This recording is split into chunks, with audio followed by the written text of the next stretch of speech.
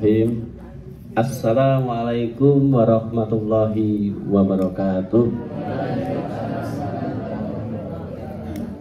Alhamdulillahirabbil alamin. Wassalatu wassalamu ala asyrofil anbiya wal mursalin wa ala alihi washabbihi ajmain. Rabbi shrah li sadri wa yassir li amri wahlul 'uqdatam min lisani yafqahu qawli. Bapak-bapak, ibu-ibu haji dan hajah rombongan haji tahun 2013 ad-dakwah rahimakumullah. Alhamdulillah pada pagi hari yang cukup cerah ini agak tidak diberikan cahaya yang kuat sehingga sejuk, ya. Allah berikan karunia nikmat kita bisa dihadirkan Allah di Kemusuk di Museum Bapak Haji Muhammad Soeharto, Presiden yang kedua. Semoga pertemuan ini langkah kaki Bapak Ibu sekalian lan sohibul bait senantiasa mendapatkan pahala yang berlipat ganda. Amin ya robbal alamin. Bapak Ibu jamaah rahimakumullah, tema kali ini yang ingin saya sampaikan adalah cintailah diri kita. I love me. Bapak Ibu, pertanyaannya adalah apakah Bapak Ibu sampun saged mencintai Bapak Ibu secara mencintai yang sesungguhnya? Sampun apa dereng? Insya Allah. Perkara mencintai diri kita namanya self love, ya. Itu bukan perkara yang mudah dan gampang, ya. Tidak perkara mudah. Walaupun itu yang kita cintai adalah diri kita. Loh, ada pertanyaan, kok bisa sih mencintai diri kita saja kok susah? Apa susahnya? Karena orang yang bertanya ini biasanya belum paham tentang apa yang dimaksud mencintai diri kita yang sesungguhnya. Cinta diri itu bukanlah wujud dari sebuah keegoan, bukan. Egoisme bukanlah sama dengan cinta pada dirinya. Justru orang yang egonya tinggi bukanlah orang yang mencintai dirinya. Nah, salah satu yang perlu saya sampaikan di sini, diantaranya saya perlu menyampaikan tulisan saya yang berhubungan dengan hal itu, yaitu tentang quote. Nah, saya akan bacakan Bapak Ibu sekalian. Cintailah diri kita jika ingin bahagia abadi dunia akhirat. Jadi, kalau kita ingin menjadi orang yang bahagia, dunia dapat bahagia, akhirat dapat bahagia, maka abadi. Adanya cinta diri itu jika kita menjaga diri dari perbuatan dosa. Mencintai diri, menjaga diri dari agar kita tetap terjaga sehat. Yang berikutnya, menjaga diri agar supaya sehat itu tidak lain kita memiliki kemampuan ketaatan, memiliki kemampuan berpikir dengan benar,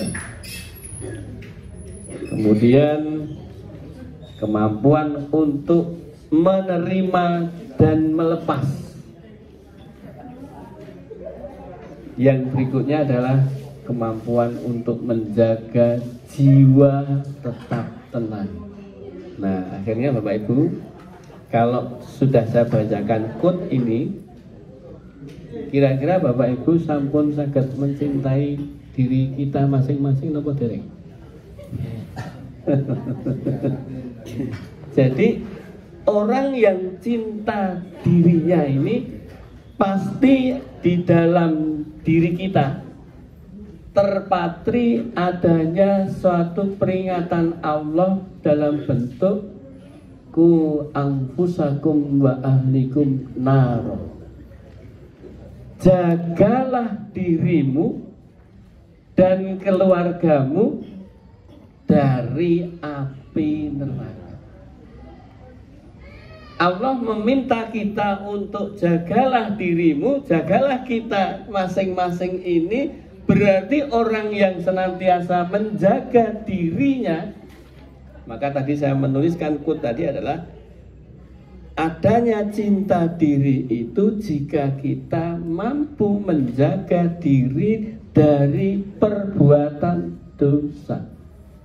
Ya, dosa itu bisa disebabkan akibat kita sering membiarkan kita sadar berbuat khilaf. Sadar loh ya, sadar itu berarti sengaja berbuat khilaf, berbuat salah, berbuat fujur dengan sengaja dan bangga atas apa yang kita perbuat gitu. Orang yang dalam posisi jagalah dirimu, menjaga diri kita ini, Allah karuniakan kita lahir di dunia ini, Bapak Ibu sampai usia hari ini Allah berikan pertama kali dalam kondisi Bapak Ibu diparingi sehat. Leres nama betul?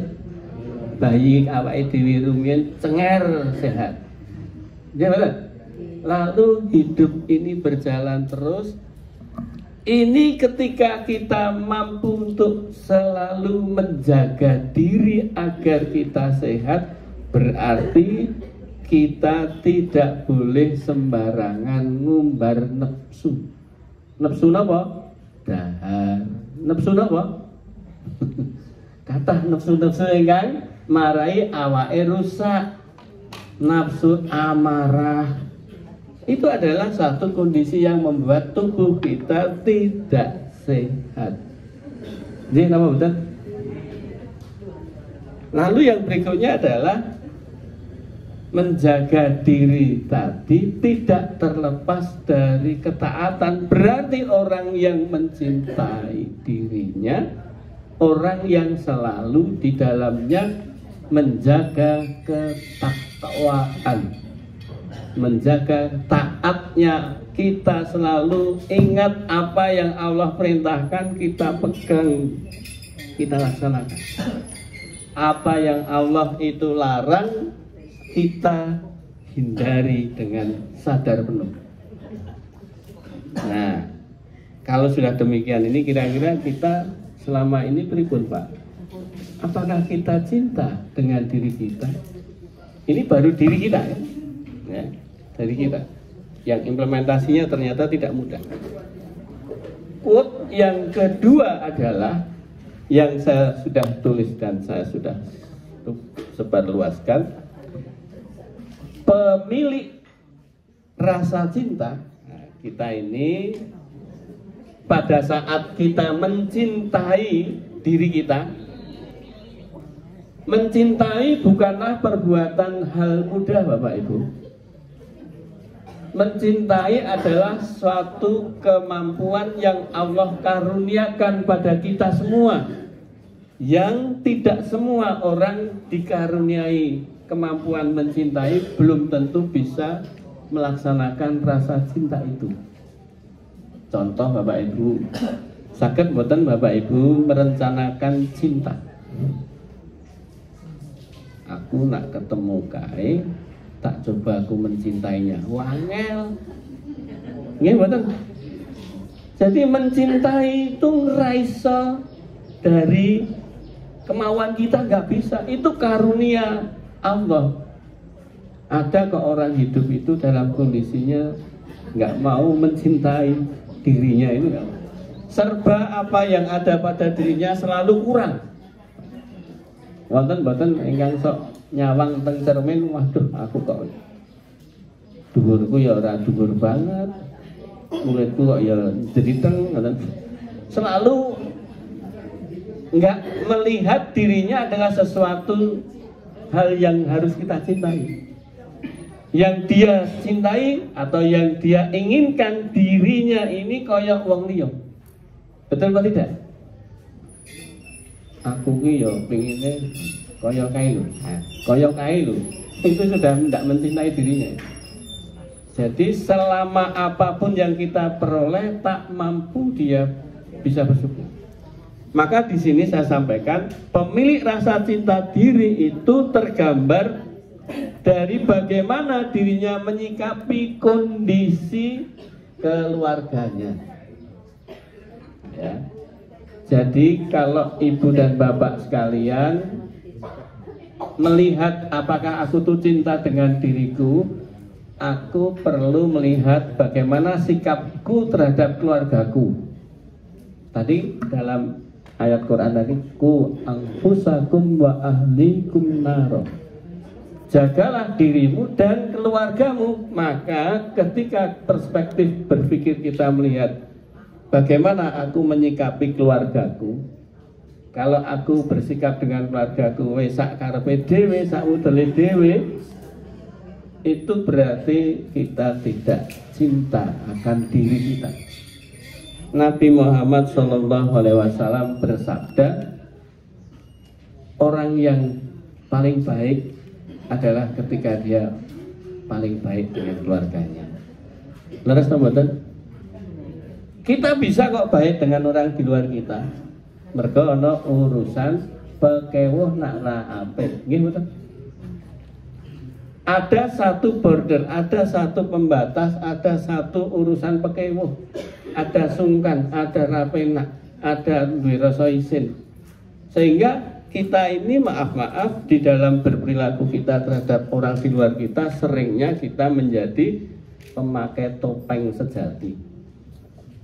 Betul? Pakai topeng pasang. Jadi kita ini ternyata baik dengan orang lain itu nggak bisa untuk ukuran, sebab yang jadi ukuran itu kalau aku apik karo bojoku, apik karo anakku, aku omongane karo wong liya iso santun, ning nek bojone omongnya kasar. Nah ini wis nggak masuk wilayah yang Nabi Muhammad sampaikan tadi. Jadi kalau Bapak Ibu nate Ustadz Nardi Zauri itu kalau dengan istrinya sampai boso, iya betul, boso loh itu saking hati-hatinya. Bagaimana kita ini dengan keluarga kita, nak ngendikan itu sing sae. Kalau memberikan julukan ya julukan yang baik. Dengan anak kita juga begitu. Artinya dengan orang-orang terdekat kita itu nggak punya border, nggak punya pembatas, sehingga kita kadang sak penake karepe dhewe. Nggih napa mboten? Nak karo keluargane dhewe iso sak karepe dhewe, ning nak karo wong liya sak karepe dhewe sakit napa mboten? Mboten toh? Nah, jadi pemilik cinta ini adalah tergambar bagaimana diri kita ini menyikapi kondisi kita bersikap kepada keluarga kita. Cinta diri itu terwujud dalam bentuk sikap menjaga, care terhadap dia dan juga keluarganya. Perhatian, bukan protektif, tetapi menjaga hati, menjaga perasaan dia, menjaga agar dia tidak tersinggung dan seterusnya. Dan cinta itu terwujud bagaimana kita punya sikap responsibilitas yang baik, memiliki rasa tanggung jawab kepada keluarga kita. Tanggung jawab itu dalam hal apa? Dalam segala hal. Kemudian juga kita memiliki respect terhadap keluarga kita dan selalu berusaha untuk memahaminya.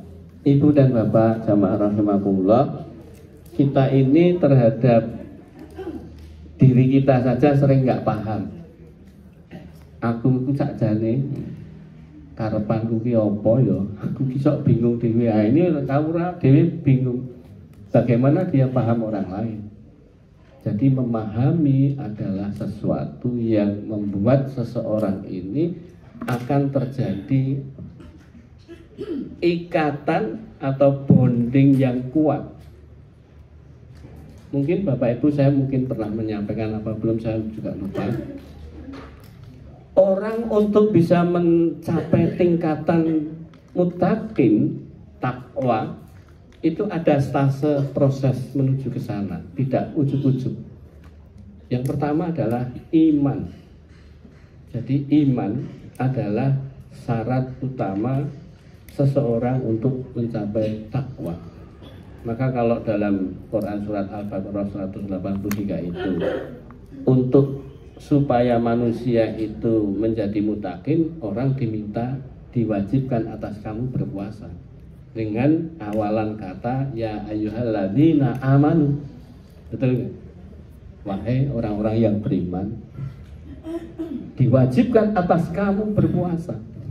Nah, jadi dari awalnya adalah beriman, yang ujungnya la'alakum tattaqun, agar kita menjadi takwa. Dalam bentuk seperti itu, stase awal adalah iman. Iman itu satu kondisi yang dinamis, Bapak Ibu. Dinamisnya apa? Mungkin Bapak Ibu saat kita bertemu, berkumpul di sini, Bapak Ibu imannya tinggi, naik, tebal. Tapi begitu Bapak Ibu keluar dari halaman ini, setelah selesai pengajian ini, bisa lenyap loh Bapak Ibu iman kita. Betul nggak? Nah, bagaimana mungkin ketika kita mau keluar ada orang naik mobil atau motor ngebut, ngepot, terus hampir saja Bapak Ibu keserempet. Bisa lo misuh terusan. Jadi betul. Nah, ini juga iman saya kita bisa lenyap. Betul nggak? Itu refleks. Jadi respon kita yang secara terlatih itu tadi, berarti kita. Nah, maka yang berikutnya, iman itu untuk menjaga keimanan itu perlu adanya ilmu yang difahami. Maka Bapak Ibu jauh-jauh dari dalam Bapak Ibu hadir di Kemuso ini tidak lain adalah untuk menginstal otak kita agar punya wawasan literasi tentang ilmu. Tapi ilmu saja nggak cukup, ilmu yang difahami, ilmu yang kita bisa paham. Ibu dan Bapak, sama rahmatullah. Saya yakin Bapak Ibu teh ini satu hal yang biasa. Terus sih Pak, tiap hari Bapak Ibu minum teh loh. Kalau Bapak Ibu ngunjuk teh dalam kondisi biasa ini, maka ketika melihat teh ini ya secara fisik ya kita minum ya teh iki ya gulanya ya seperti itu biasa, tidak ada yang istimewa. Betul? Karena kita nggak punya ilmu tentang secangkir apa segelas teh ini. Tapi kalau kita paham ilmu tentang bagaimana Pak Trisno ini menyajikan, menghidangkan teh ini ada sebuah persoalan yang besar yang tidak sepele yang kita lihat dengan mata kepala ini Bapak Ibu. Contohnya Bapak Ibu, ini bisa seperti ini, prosesnya panjang, teh ini bisa dihadirkan di gelas di depan Bapak Ibu. Ya, kalau ini kita bisa lihat perspektif, paham betul sebuah peristiwa ini enggak sesederhana itu. Apa itu?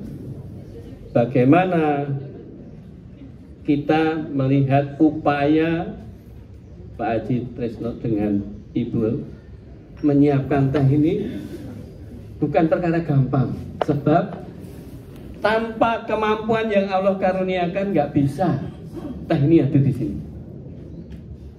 Loh, kok bisa? Nah, yang namanya orang itu untuk bisa hadir ke sini bawa teh itu luar biasa karunia nikmat Allah yang diberikan. Pak Haji ini kalau terjadi vertigo wis ra iso nggawa ini kok. Nah, saudara. Ming digoyang otak kecilnya, cerebellumnya rada nyelempit sitik gitu ya. Nggak bisa. ada di antara keluarga Pak Haji yang terjadi, ada yang tok sakit wes rasidoi gawe teh ini rasido. Betul apa tidak? Nggak jadi. Ini belum saya minum atau belum Bapak Ibu minum loh. Kalau Bapak Ibu minum, betapa minum teh ini kita biasa minum biasa aja loh. Kalau kita minum ini ternyata betapa kita bisa minum itu, persoalannya Allah karuniakan kita iso minum. Orang lain minum harus pakai diselang. Betul kan betul? Kita melihat teh ini, maka pada saat satu peristiwa yang saya sangat bahagia sekali adalah sepulang umroh saya dengan istri saya kemarin, saya itu subuh-subuh dipanggil istri saya pagi-pagi itu, Mas Reni, Mas, aku harap curhat, karena saya biasa curhat malam minggu bersama Mas Tripitala di radio. Istri saya mau curhat, saya harus menyiapkan diri untuk mendengarkan. Dan begitu mendengarkan, istri saya kan buat teh manis, duduk manis di situ, kemudian cerita, Mas, aku tuh ngombe teh rasanya nikmat banget, alhamdulillah aku bisa ngombe teh ora dalam keadaan ning rumah sakit. Saya mendengar itu makces, alhamdulillah bojoku iso ngomong ngono iki regane larang. Lho kok larang? Anda tak tekan umroh. Loh, ini sejak dulu sampai sekarang itu udah biasa bikin teh. Saya tuh belum biasa minum teh dulu. Begitu nikah di grojok itu terus minum teh terus kayak ini ngeteh gitu. Itu biasa. Tapi ketika pulang itu kok ngombe teh kok rasanya nikmat banget. Loh, ini loh Bapak Ibu. Iso mikir kayak ngono iki, Masya Allah. Saya bersyukurnya luar biasa. Artinya bahwa kalau kita itu paham ilmu yang ada ini perkara kita isiti ning sakjane iki jero banget Bapak Ibu. Sebab apa? Karunia nikmat Allah yang luar biasa. Dan waktu kita minum lah tuh alhamdulillah kok lidahku iso ngrasake gula enak legi. Ana lho wong ngombe legi ra iso rasa legi. Leres ta mboten? Itu baru merasakan itu. Jadi Bapak Ibu, orang yang dia mencintai ilmu imannya ini didukung pemahamannya atas ilmunya, sehingga iman ini akan stabil dan meningkat ke arah kebaikan yang tinggi imannya. Kalau iman ini sudah didukung ilmu yang dia paham dengan ilmunya, maka yang berikutnya adalah dirinya menjadi seorang Islam yang ihsan. Islam yang ihsan niku pripun? Wong Islam sing bener-bener Islam. Maksudnya pripun? Orang Islam yang rahmatan lil alamin. Orang Islam yang senantiasa berbuat sebuah kebajikan. Loh, banyak loh orang itu KTP Islam ya wis kaji ning nak menaike wong ya abang kupinge. Nggih mboten. Jadi ketika ndak ngomong nggak ada apa-apa. Begitu ngomong ceng ana sing terus mumet krungu suarane. Itu namanya Islam bukan ihsan, belum sampai ke ihsan. Orangnya sudah Islam, sudah menjalankan rukun Islam yang kedua. Tapi ternyata perilakunya tidak menjalankan rukun Islam yang kedua. Islam yang ihsan itu bagaimana? Inna sholata tanha 'anil fahsya'i wal munkar. Jadi orang Islam yang menjalankan ibadah sholat, sholatnya itu mencegah perbuatan keji dan munkar, fasik. Orang yang berbuat aniaya, berbuat dolim, berbuat jahat, berbuat keji tadi. Jadi itu orang yang berbuat keji, orang yang berbuat karpe senenge dhewe, itu egoisnya tadi. Orang ngira wong liya iki kelaran wis ora urusan. Itu orang yang bukan Islam ihsan. Jadi ada orang-orang yang ini sebenarnya orang yang belum tahu tentang dirinya. Maka orang yang Islam ihsan ini pasti belum man arafa nafsahu faqad arafa rabbahu. Jadi kalau orang itu orang yang mencintai diri tadi pasti mengenal dia itu siapa. Man arafa nafsahu faqad arafa rabbahu. Barang siapa mengenal diri kita, dirinya, maka sungguh kita akan kenal Tuhan kita. Sungguh kita akan ngerti maksudnya Allah menciptakan kita itu kon ngopo to. Jadi itu. Kalau kita menjadi orang yang semakin tidak memahami apa arti sebuah ciptaan Allah, sampai hari ini kok saya masih dihidupkan oleh Allah, ini berarti kita belum bisa menjadi orang yang mengenal diri, belum bisa mencintai diri, dan Islam kita belum mencapai Islam ihsan. Gitu. Maka kalau kemudian orang sudah bisa Islam yang ihsan, maka dia bisa meningkat menjadi orang yang asrar, orang yang bisa melihat sesuatu, orang yang bisa mendengar sesuatu, merasakan sesuatu. Dia tidak pada level fisika, tetapi sudah level metafisika. Maka tadi saya mengatakan ketika kita melihat teh kok meng iki meng teh, maka kita belum sampai asrar. Kenapa sebabnya? Nah, karena tidak bisa melihat betapa latar belakang iso dadi teh ini panjang ini. Betapa kita nggak pernah berpikir bahwa teh ini bisa hadir ini terlibat jutaan orang untuk bisa menjadi teh. Betul apa tidak Bapak Ibu? Bapak Ibu kenapa yang nandur teh ini? Petani yang nandur teh. Berapa yang menyirami, berapa yang memelihara, merawat, memupuk teh ini? Kalau mereka nggak mengerjakan itu, Bapak Ibu raiso ngombe teh. Nggih betul. Napa wonten ingkang kenal tepang sae kalian pegawai pabrik teh? Mungkin terlibat banyak orang. Belum lagi yang namanya kita ini ternyata nggak tahu sopir yang nggak ngangkut teh ke toko-toko, termasuk bakul teh yang ada di warung-warung itu. Artinya Bapak Ibu, sebuah teh ini, segelas teh ini ternyata panjang. Maka kalau saya itu minum teh ini, melihat perspektif dari latar belakang teh ini, akan melihat banyak orang yang berjasa sekali atas membuatnya teh bisa hadir di sini. Saya akan melihat betapa banyak orang-orang penting, orang-orang yang sangat berjasa sekali untuk saya bisa menikmati teh. Jelas toh? Karena apa? Melihat itu berarti ada orang banyak yang berjasa, orang yang terhormat bisa membuat aku mudah bisa minum teh. Berarti siapapun orang adalah orang yang luar biasa, terbaik bagi kita.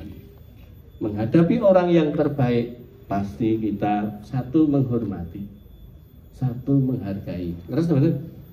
Jadi kita akan menjadi orang yang kalau kita ketemu wong sing ra kenal ya tetap menjadi orang yang santun padanya. Ngomong ya diatur, ora sembarangan ngomong. Kita sapa dengan baik. Ini kalau orang mengenal diri, orang mengenal kita itu siapa, cinta akan kita.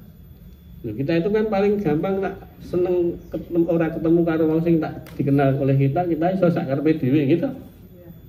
Loh, orang artis itu kan banyak dikenal orang, akhirnya bingung loh dia.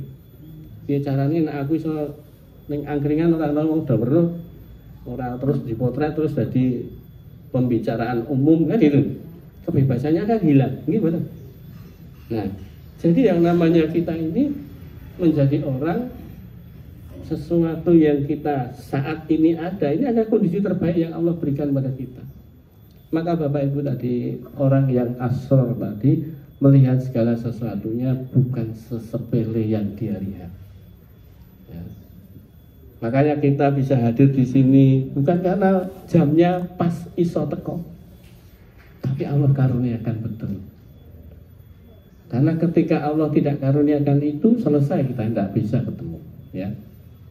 Ibu dan Bapak jamaah rahimakumullah, kalau orang sudah bisa asrar dalam berbagai hal, asrar dalam sholat, asrarus sholat, asrarus siam, dan seterusnya, maka yang terjadi orang ini dia akan masuk ke level muttaqin, takwa pasti.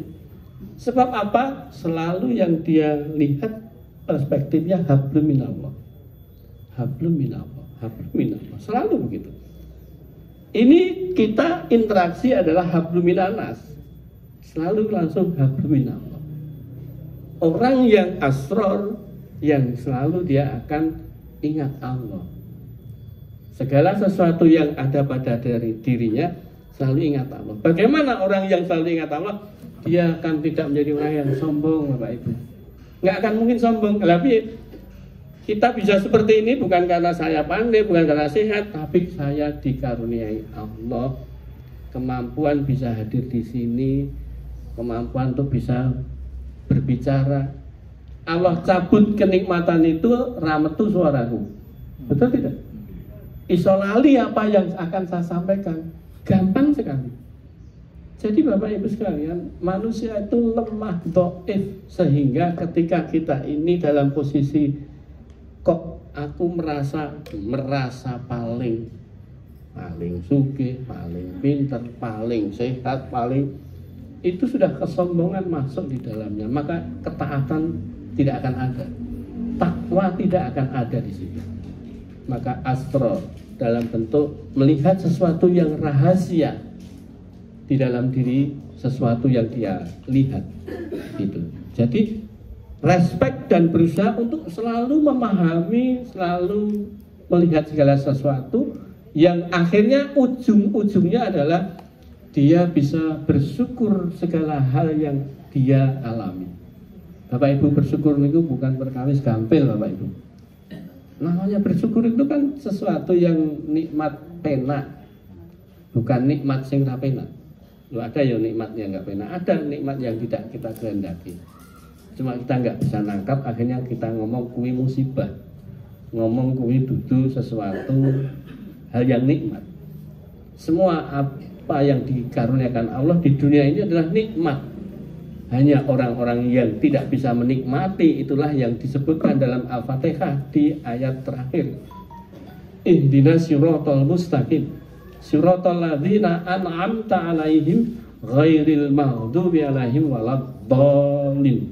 Jadi Bapak Ibu, ketika kita minta kepada Allah, ya Allah, tunjukkanlah aku jalan yang lurus. Jalan yang lurus itu jalan apa? Jalan yang benar, jalan yang Islam, jalan agama Allah. Ya. Jadi kita minta pada Allah untuk ditunjukkan, dikasih hidayah. Allah sudah kasih hidayah, tapi nggak mau kita menerimanya. Masih ngeyel menurut persepsi kita. Betul atau tidak? Kita ini sering diberikan sinyal-sinyal oleh Allah petunjuk. Sesuatu yang petunjuk ini nggak sesuai dengan apa yang kita ingini, maui, kehendaki, maka kita mengatakan itu, aku penting, yang penting apa yang aku inginkan kecapai. Nah itu hidayah nggak diterima. Yang berikutnya, ketika kita itu, ya Allah tunjukkanlah kami jalan yang lurus, jalannya sebagaimana orang-orang yang Engkau beri nikmat, ya, bukannya jalannya orang-orang yang Engkau beri nikmat tapi rasa menikmati. Nah itu dolim. Bukan orang-orang yang dolim, bukan jalannya orang-orang yang dolim. Orang yang dolim itu apa? Orang yang tidak bisa menempatkan pada porsi, pada tempatnya. Jadi dolim itu adalah menempatkan segala sesuatu yang tidak pada tempatnya. Karena itu akibat dampak dolim mesti menyakiti, menganiaya, melakukan sesuatu. Jadi perspektif dolim itu adalah sesuatu yang tidak pada tempatnya. Jadi contohnya ketika ada yang namanya orang narkoba. Narkoba itu dia dolimnya apa? Menempatkan daun ataupun tanaman yang namanya psikotropika tidak pada tempat porsi yang benar. Maka harus diatur oleh pemerintah regulasinya untuk supaya aman dikonsumsi orang. Lewat mah dibuat obat. Nak ngoten tadi itu dolim. Orang itu dalam keadaan minum manis boleh, tapi tidak pada tempatnya. Pada kondisi kita sudah over hiperglikemi, ngombe manis, itu tidak pada tempatnya, maka jadi dolim kita. Jadi sesuatu ketika itu tidak pada porsi tempatnya, tidak adil, itulah sebuah kedoliman Bapak Ibu. Nah, yang berikutnya, ini orientasi kita sebagai orang yang modern Bapak Ibu. Orientasi cinta orang-orang modern. Nah, kita itu kan sering mengatakan orang-orang modern. Ini betul. Berkendaraan pakai mobilnya canggih ya, modern. Pakai laptop, pakai HP yang canggih ya, modern. Orientasi orang yang cinta itu menurut orang modern itu yang pertama adalah dikatakan bahwa perilaku orang yang mencintai itu sifatnya reseptif. Reseptif. Bapak Ibu, reseptif niku napa? Reseptif itu adalah mencintai sesuatu yang dia cintai. Ketika sesuatu yang dia cintai itu adalah memberikan sesuatu manfaat atau sesuatu yang berharga pada dirinya. Jadi orang mencintai sesuatu karena sesuatunya ada sesuatu yang membuat saya ada keuntungan, ada yang saya inginkan. Reseptif, maka menerima sesuatu ada maunya gitu, ada maunya. Reseptif. Loh kok bisa gitu? Nah, karena manusia itu selalu ada udang di balik batu.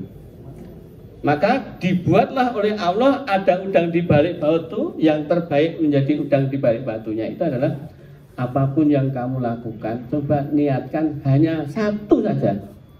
Niatkan karena Allah. Di balik batunya itu Allah gitu. Jadi kita selalu punya tendensi. Maka orang yang selalu tendensi itu tendensius kan itu. Orang yang tendensi kepada makhluk, maka orang ini adalah orang yang reseptif tadi.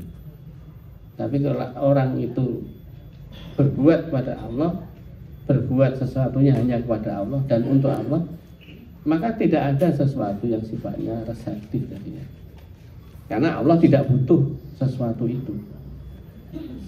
Nah, yang berikutnya adalah ketika kita mencintai itu, menurut Erich Fromm itu, dia mengatakan bahwa manusia modern itu eksploitatif. Kalau mencintai sesuatu itu mesti memberdayakan apa yang dia cintai. Misalnya, mumpung di bojo, bojone dikerjain gitu.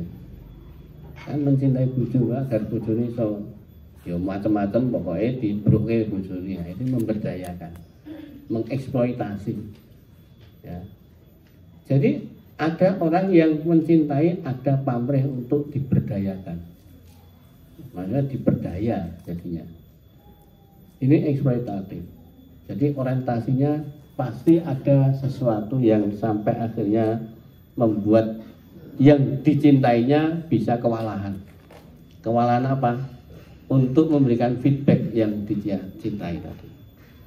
Dan orang modern itu orientasinya menimbun Bapak Ibu. Menimbun itu apa? Segala sesuatunya dia simpan, tumpuk-tumpuk. Nah contohnya, Bapak Ibu, kenapa ada orang itu sulit sekali untuk sedekah? Kenapa Bapak Ibu banyak orang itu susah sekali untuk berkorban? Berkorban apapun, tidak harus berkorban hewan ya, bukan waktunya itu, ada bukan itu. Jadi untuk dia berkorban waktu, berkorban tenaga, berkorban apalagi harta, berkorban perasaan, itu banyak orang yang nggak mau. Kenapa? Karena ada reseptif tadi, orang yang selalu inginnya kalau aku mencintainya pasti ada. Nah makanya kalau ada orang-orang yang mencintai karena faktor-faktor ini, dia sudah nggak bisa dieksploitatif, maka aku tendang dia. Maka abang sayang kalau ada uang, tak ada uang abangku tendang, kan gitu. Itu kan seperti itu. Jadi reseptif itu misalnya contohnya, di bojo yo sing ayu, anak ayu nentek, jelke. Itu reseptif, ada maunya. Jadi seperti itu. Nah, penimbun di sini adalah fokus orang yang selalu inginnya memiliki, Bapak Ibu, selalu ingin dia miliki. Maka kita ini seringkali bukan fokus pada kebutuhan kita, tapi fokus pada kepemilikan. Bapak Ibu sak janjane urip ki nak pamane ning ndi apa awake dhewe gampang niku rasa ndek mobil iso kok. Nah, ini karena keinginan, maka wong mengejar keinginan, akhirnya wong do ndek mobil kan, mengejar itu. Saat ini kan gampil kan, nganggo Grab iso gitu. Maka jalan nggak macet, karena wong do pengen memiliki ya. Orang yang ingin menimbun dan menimbun, makanya banyak orang kolesterolnya tinggi, gulanya tinggi, karena seringnya menimbun. Bahkan orang yang menimbun tadi akhirnya judet apa-apa ditimbun. Wong pengen ini melu mikir wong, timbun lagi pemikiran mikir ke wong. Nggih mboten? Saat ini kan orang-orang yang mencintai akan rasa kepemilikan ini menyebabkan dia akan semua dipikirkan oleh dirinya, akhirnya judet. Karena apa? Orientasinya adalah kepemilikan. Kowe nak dadi bojoku, pokoknya segalanya untukku. Nah, untukku ya, kepemilikan. Jadi segala hal yang bukan kaitannya denganku rasa. Nah, ini. Wonten yang nonton niku? Kata. Ya. Akhirnya wong kadang yang sewu nih mungkin nonton niki betul tentu sesuatu yang menguntungkan bagi yang bersangkutan. Kita indah, apik. Aku ini raus masak bojoku ya aku rasane kaya ora iso mangan. Kita apik to niki. Apik betul. Aku ini nak masak makan. Nak sing masak dudu bojoku rasane beda. Aku nak ditinggal mati bojone pripun? Awake entek nggih, guru. Nggih betul. Menjebak dirinya rasa kepemilikan terhadap istrinya ini menyebabkan apa yang dimasak bojone kuwi tek kuwi. Wah. Itu yang sewu, itu ada hal-hal yang kadang kita tadi tidak cintakan dirinya. Kenapa sebabnya? Kita ternyata ego sakarepe dhewe bahwa berpikir itu bukan begitu, berpikirlah yang benar. Nah, yang berikutnya adalah orang yang mencintai dirinya dalam bentuk orang modern itu salahnya adalah transaksional. Orientasinya pasar. Maksudnya orientasi pasar pripun Bapak Ibu? Yaitu pada dasarnya orang-orang yang cinta atas dasar pasar itu adalah ada tren mencintai sesuatu itu karena ada tren. Contohnya misalnya, oh HP sing canggih saiki iki ngene. Nah, maka dia mencintai produk baru. Sing dia punyai, Mas, aku HP ku wis kuno jadul. Betul enggak? Wis ra kanggo gawe. Lah maka kalau cinta itu orientasi pasar berarti harus mengikuti tren lingkungan. Oh saiki iki omah sing apik iki modele minimalis misalnya. Omahe dhewe kudu minimalis. Nah, aku mencintai rumahku, nak rumahku tak gawe ngene, mencintai yang belum kita miliki. Orientasi pasar itu. Ketika kita ini mobilnya sudah bagus, sudah ganti tahun, ada muncul baru, pasar ini sudah berganti selera, maka wah ketinggalan aku nak. Nah itu namanya mencintai sesuatu karena tren pasar. Sehingga sekarang ini orientasi orang mencintai begitu pakai idol itu Bapak Ibu, untuk jadi penyanyi sing top masuk dunia idol, betul nggak? Karena trennya pasar, banyak orang yang seneng apik kuwi. Padahal itu modelnya demokrasi. Demokrasi itu bukan mendapatkan satu yang baik. Jadi baik itu bukan karena banyak orang seneng loh. Tapi sesuatu yang satu tidak ada yang seneng, satu orang yang seneng, tapi itu bisa jadi itu adalah yang benar.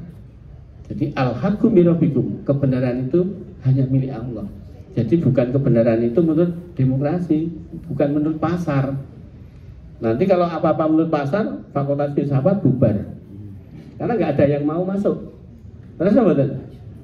Habis sama tuh nggak ada kok lowongan kerjaan dibutuhkan filosof. Betul betul.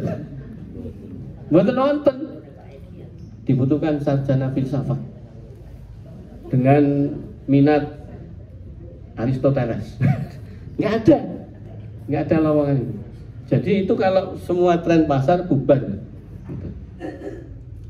Mencintai Allah karena tren, wah itu mesti bubar. Sebab trennya berubah, dia akan berubah. Nah, itulah kadang kita mengikuti tren-tren di dalam masalah itu. Maka Erich Fromm itu seorang psikolog membedakan cinta orang modern itu dengan orang yang bukan modern. Nah, semoga kita postmodernisme. Setelah pasca orang modern sadar akan modern itu rapi, maka kita sudah mulai memahami hal yang bukan itu. Ya. Nah, begitu Bapak Ibu jamaah rahmatullah, semoga kita termasuk orang-orang yang self love, orang yang bisa mencintai diri kita. Ku anfusakum wa ahlikum naro. Semoga di akhir di dalam hidup kita ini kita bisa menjadi orang-orang yang husnul khotimah. Amin ya rabbal alamin. Demikian Bapak Ibu, semoga bermanfaat dan bisa kita amalkan bersama. Mungkin kalau ada tanya jawab monggo, nanti masih ada waktu. Terima kasih. Assalamualaikum warahmatullahi wabarakatuh. Waalaikumsalam.